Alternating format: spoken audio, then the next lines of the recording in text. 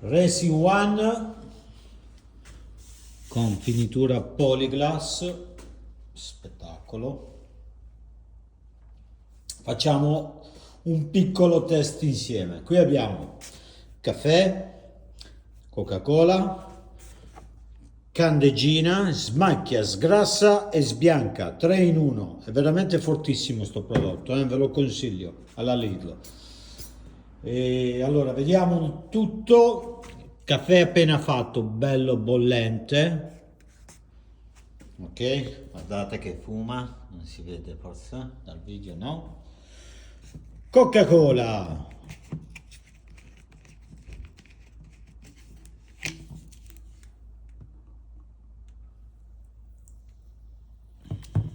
Ok, e qua ci buttiamo la nostra candeggina. Che cocktail, ragazzi, fa paura. Aspettiamo un pochino insieme.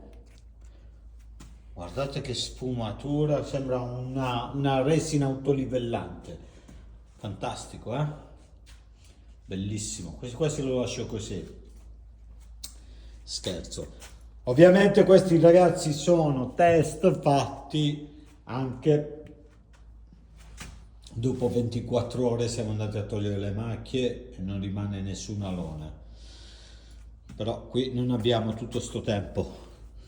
Allora prendiamo uno straccio un po' umido,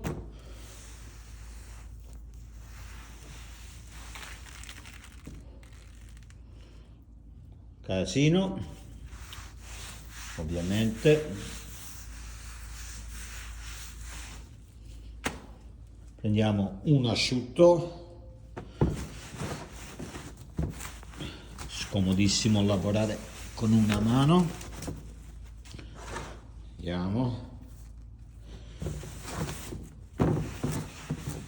Ripeto, caffè bollente, Coca-Cola, candeggina, il nostro pavimento è perfetto. Vediamo.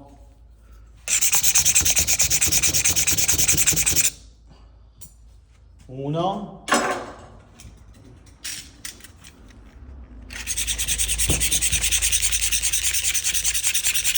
E due.